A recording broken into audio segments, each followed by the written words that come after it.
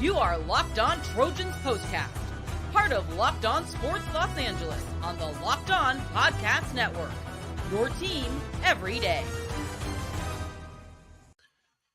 Well, hello and welcome into the Locked On Trojans Postcast. I am Pete Fox, covering sports in LA dating back to 2007 for ESPN LA and NBC Sports Radio. Trojans had some fight. They fought on till the very end, but it just wasn't enough. Snake bitten a little bit, sure. Let's start the complaint train right now. Referees did them no favor there in overtime. Not one, but two missed PI calls. Awful. Those were both a tug of the jersey hanging on the back of the receiver before the ball got there. Did not see either one of them. What the hell was that all about? Miller Moss wasn't great. I defend Miller Moss every time I watch him play. I think he's a very good quarterback. I, of course, did not do the game last Saturday in Minnesota because I was doing Dodgers. But today he wasn't good. This is without a doubt the worst performance I've seen from him with regard to accuracy. Wasn't hitting his men. Wasn't finding the guys. Late in the game, had a receiver, Deuce Robinson. I don't want to say he was open, but he had him. Had him on the inside break. Threw it too high. There was a couple other ones. There was a series I wrote down. I don't remember exactly where it was, but he just had every pass in that series was just bad. Bad location, sloppy, not at his receivers, etc. So the final score in overtime, Penn State stays undefeated, 6-0 now. 33-30 the final. When it was all said and done, Miller Moss, 20 of 34, 2 touchdowns, 1 interception. That was the pass late in the fourth as they were driving and had an opportunity. I thought Woody Marks was very good after the way the game started. The first drive for USC, 14-yard pass to Kyron Hudson, and then that was it. No room to run at all for the backs, Marks and Joyner. They punted. And then they couldn't stop Penn State on the run on their first drive, moved the ball right down the field, but then they bowed their neck in the red zone, forced a field goal. That was nice to see, 3-0. So all of a sudden everything turned at that point. So the first couple of drives on either side were kind of counter punching. Let's see what you got. Let's see what I got, et cetera, et cetera. And then the first play for scrimmage after that, Quinton Joyner busts one off on a fake double reverse for 75 yards. All of a sudden the Trojans are in the game, running the ball, and we're like, hey, wait a second. Maybe we're not out of this one. Maybe we're not going to get punched in the mouth today. And sure enough, they hung in there throughout the entire game. By the way, today's episode of the Locked On Trojans Postcast is brought to you by FanDuel. Place your first $5 bet, and you'll get started with $200 in bonus bets guaranteed. Visit FanDuel.com to get started. The thing about Miller Moss to me that is always a little surprising is that he can take the heat. He takes the pressure, finds ways to get out of it, steps up in the pocket, scrambles out, finds his men. He's a good quarterback on the run. Today, not so much. And on third down, the Trojans were terrible. 0 for 4 in the first half. That's not enough to get it done, but yet and still 20-6 at the break in spite of not being able to get a first down on third down. Rather, they got first downs. Their third down. Where is that stat? I always forget where the hell that damn stat is. Their third down, I think 1 of 9 just wasn't enough. 2 of 11. So they got 2. The good news is they held Penn State somewhere in the same ballpark, 4 of 13. But Penn State was 2 of 2 on fourth down. That was also a big part of this win for Penn State late in the game. 3rd and 10, under 4 minutes at that point, I believe. The pass was defended nicely on 3rd and 10. And then 4th and 10, first down, completion. It was a fantastic play by Aller. Stepped up in the pocket, found a guy, and there was a Trojan defender blitzing right in his face And we were all like, oh, no. That Drew Aller dude is good. To me, he feels like an NFL prospect. Big, calm, mobile, good arm. He's the whole package to me. 30 of 43 for 391, but he threw 3 interceptions. That was one of them was a bad pass. 2 of them, I believe, were tipped. I know at least one of the 3 interceptions was tipped. So you can't blame all of them on him, but I liked what I saw from him. Clutch and got the job done when it mattered. Katron Allen, they got a nice running game there for the Nittany Lions. 16 carries, 56 yards. Aller ran it 4 times for 32 yards, and then Singleton 10 carries for 26 yards. But the biggest thing in this game for me, tell me if you saw something different. I love everybody in the comments is talking about the Dodgers. It's funny, when I started this job with Locked On at the first of the year, I thought for sure that the Dodgers would be, without a doubt, the biggest draw for viewers and listeners and just participation. It's very, very big, but as far as the numbers go, Chargers were without a doubt the biggest of the 4 teams I've covered, just from a numbers perspective. The people that watch, the people that listen and download the podcast, etc. The Trojans are there, but they were 3rd on the list, and Clippers a distant 4th. So obviously right now, everyone is all into the Dodgers after a huge Game 5 win yesterday, moving on to the NLCS. I get it. Chargers started off the season very well, and then not surprisingly banged up within a few weeks. And I think the interest level for the Chargers has waned. We're not getting the kind of viewers that we're getting. And all, I feel like the same thing is happening here with the Trojans. It's just like, who cares? Honestly, for me, it's taken a little bit to get adjusted to this whole Big Ten thing. It's just weird. It's going to take a while. I think just mentally and physically for the Trojans to understand how to play Big Ten football. I know they've played Big Ten teams before, but not every week. It's a different style. It is more physical than the Trojans are used to, flat out. When you're playing Oregon State, Washington State all the time, Stanford's a little bit more physical, at least they were. It's different. It's very, very different. So, look, Trojans are done 3-3. They'll make a December 27th. They might end up in that bowl that's on Christmas Day down there in South Texas.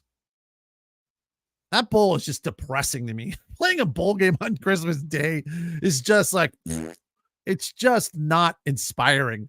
Kind of like the bowl they were in last year. It'll be the same thing this year, but I feel like they're a better team. They're improving. They're getting better, and it's going to take time to figure out how to play Big Ten football. They're not there yet. They're getting there. Played good. They're definitely snake bitten, without a doubt. They can't get out of their own way at times.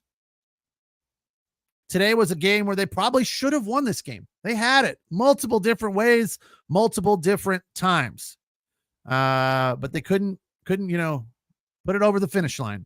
Couldn't put it through the goalposts to score that field goal in overtime, which doesn't necessarily win them the game. But if one of those 2 PIs comes through, they're in a better position. They probably score a touchdown, put more pressure on Penn State. But bottom line, here is what changed the game for the Trojans. Here is why they lost. I'll tell you after the break. It's the Locked On Trojans postcast on the Locked On Sports LA YouTube channel, the place to hang out when every game is done. You can also listen wherever you find your podcasts on the Locked On Trojans podcast feed. Today's episode of the Locked On Trojans postcast is brought to you by Z-Biotics. Pre-alcohol probiotic drink is the world's first genetically engineered probiotic. It was invented by PhD scientists to tackle rough mornings after drinking. Here's how it works. When you drink alcohol,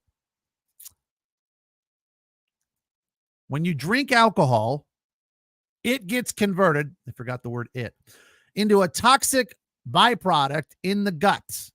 In this byproduct, not dehydration, that's to blame for your rough next day. Pre-alcohol producers an enzyme. This is just written very poorly. Pre-alcohol produces a enzyme to break this byproduct down. Just remember to make Z-Biotic your first drink of the night. Drink responsibly, and you'll feel your best the day after. Step 1, drink pre-alcohol. For best results, make pre-alcohol your first drink of the night. Step 2, drink responsibly, pace yourself, hydrate, that's a big part of it, and get a good night's sleep. Step 3, enjoy tomorrow. Wake up feeling refreshed and ready to take on the day with Z-Biotics. Go to zbiotics.com/lockedoncollege to learn more and get 15% off your first order when you use Locked On College at checkout. Z-Biotics is backed with 100% money back guarantee. So if you're unsatisfied for any reason, they'll refund your money. No questions asked. Remember to head to zbiotics.com/lockedoncollege and use the code LockedOnCollege at checkout for 15% off. All right, Trojans lose a tough one here today at the Coliseum, 33-30 in overtime to the Penn State Nittany Lions. And here's why. Here's the reason they lost this game, in my opinion. Tyler Warren, what in the hell was going on there? They could not stop that dude. 224 yards, 1 touchdown, which is surprising. And that touchdown was phenomenal. What a circus catch that was. Fantastic trick play there. Start of the third quarter. They line up in some weird formation, strong side right. Tyler Warren, who is the tight end, I'm not exactly sure what his official position is, but he lined up in that play as the center. Yeah, he's a tight end. Snapped the ball to somebody who wasn't the quarterback. I think it was number 9, who then lateraled it back to Aller, who chucked one up about 40 yards to Warren in the end zone, who had a defender on him, and he made that catch kind of around the defender. The defender kind of fell away, and he held on to it. A fantastic play. But more than anything, it was just wide open day after day, play after play, down after down. He did not have any defenders. That was the only time he was defended. It didn't really matter. But how do you leave that guy so wide open? Play after play after play, 17 catches. Come on. They should have one guy just like, this is your guy. Do not leave his side no matter what. And then some other times have 2 guys on him. I don't like that guy beat them single-handedly. I know it was just 1 touchdown, but the way he moved the ball down the field for them, it was just effortless. Like, come on, open your eyes, Danton Lynn. I thought you were some sort of defensive guru. How are you leaving him open? I know that Harrison Wallace and Nicholas Singleton and all these other guys are good receivers.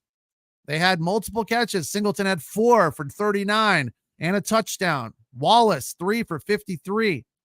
But they just made that way too damn easy, leaving Tyler Warren wide open. Both of the announcers on CBS were like, how is he so wide open? I mean, there was a couple times they defended him for sure. The Trojans weren't completely terrible. I mean, they made life tough on him at times, but more than anything, it was the other way around. Tyler Warren wreaked havoc on the Trojans defense. They just could not figure out a way to stop him. So going into halftime, 20-6, that felt pretty good for the Trojan fans. And then you come out in the third quarter, and it was all Penn State. 2 drives, 2 touchdowns, which included that trick play. They made quick work of getting right back into this game. Fortunately, the Trojans did not fall away at that point. I thought they were going to go into a shell, cower, and the game would be over. It was not.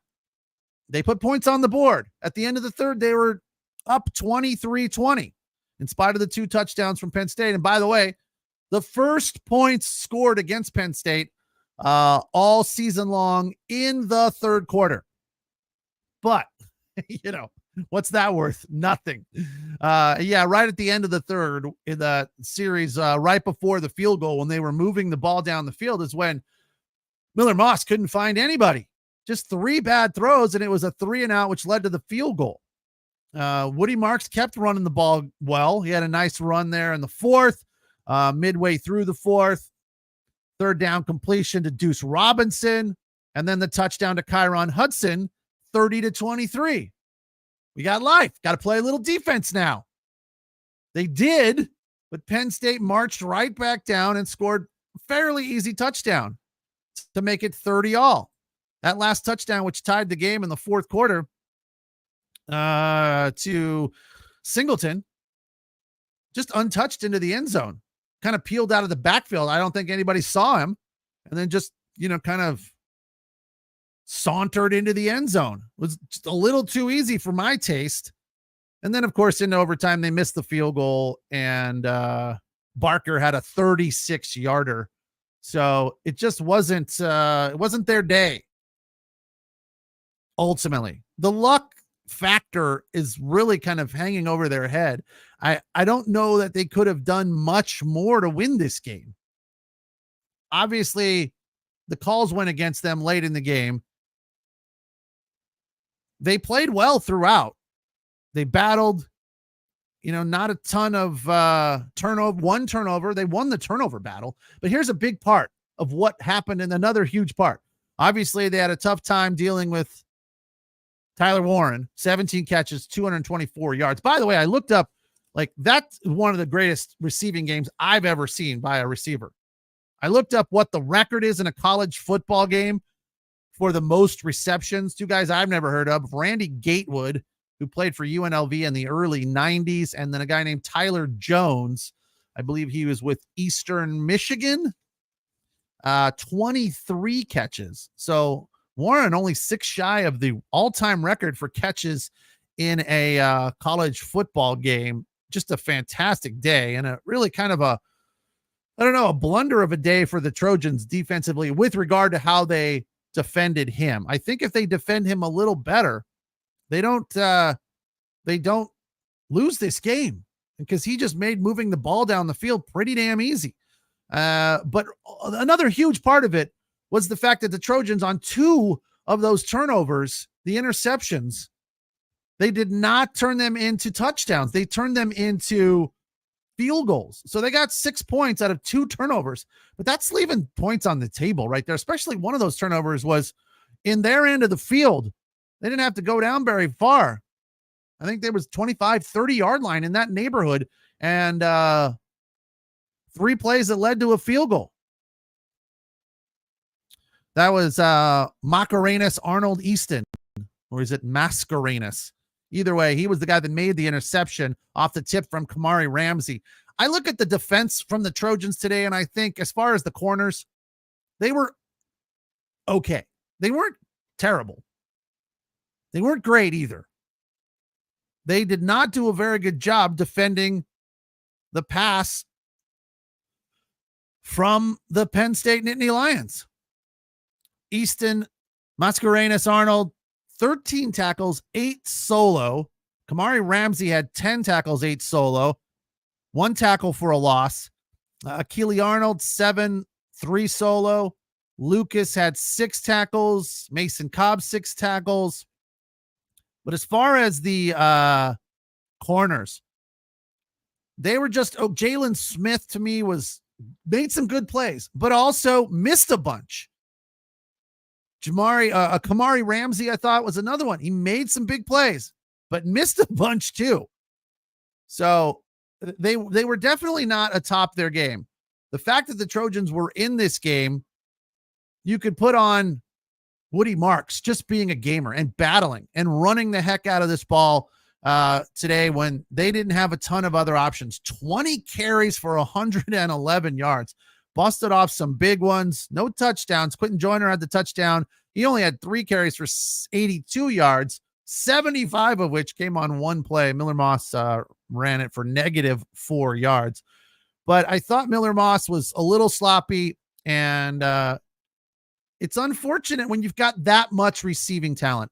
I feel like there are a lot of things that they're just missing opportunities when you've got guys like Mekhi Lemon and Woody Marks and Kyron Hudson and Deuce Robinson, Jacoby Lane. All of those dudes are stud receivers. They would be number one receivers on almost any other team you put them on. And, it's got to be a bit of a challenge for Lincoln Riley to get those guys into the game. Who do you rely on?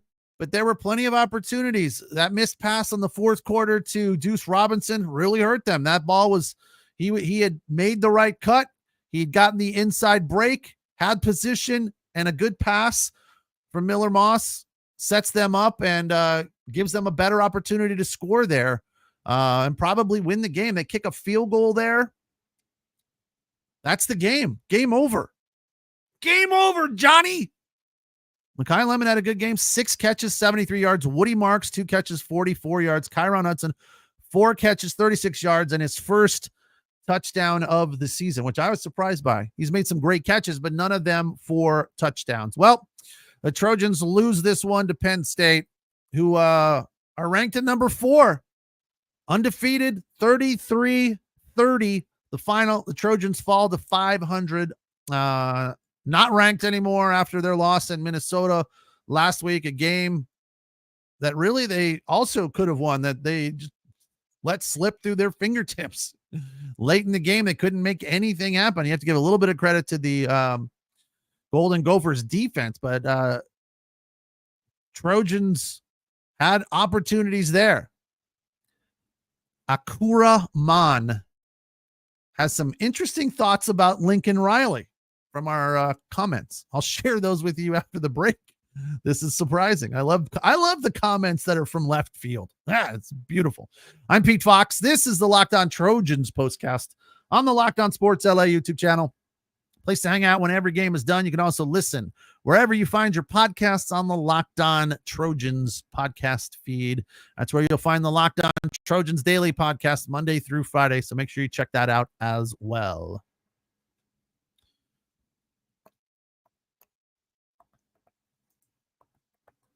Today's episode of the Locked On Trojans postcast is brought to you by FanDuel. Hey, NFL fans, you can start the season with a big return on FanDuel. If you haven't already started your season, now is the time. America's #1 sports book. So when you get a hunch in the middle of the game, you can check out the latest stats, view live play-by-play, and so much more on the same page where you make your bets. You'll get started with $200 in bonus bets guaranteed when you place your first $5 bet. Check it out. Download the app or get it online at FanDuel.com. Today's episode is also brought to you by Robinhood Gold. You don't need a silver spoon to eat up the financial favors of the 1%. Robinhood Gold allows others to get the rates and perks usually reserved for high society. Now the resourceful individual with Robinhood Gold can earn a very liberal rate of 4.5% APY on uninvested cash. It's a very good return on money that's just sitting there not doing anything, like a savings account. You can also receive an unlimited 1% bonus and reward on deposits. Unlimited 1% deposit bonus. That's fantastic. They're giving you money for putting money in your account. And you get 3% retirement boost on your IRA account. Robinhood Gold provides the privileges of high net worth for any net worth. These generous benefits are now available for only $5 a month. The new standard is here. It's the gold standard, and it's from Robinhood Gold. Sign up at Robinhood.com/gold. Terms apply. For specific disclosures, visit Robinhood.com/gold. Investing involves risks. Rates may change. Gold membership is offered by Robinhood Gold LLC.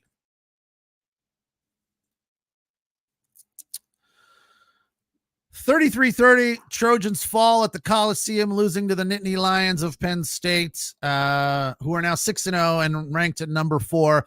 If the Trojans had won this game, it would have been Lincoln Riley's only his second win against the top 5 team, which leads me into this comment from Akuraman. Laughing my ass off. USC coach is horrible. Glad he's USC coach. End of fourth quarter, ridiculously bad. I don't know that I agree with all of that. Ridiculously bad?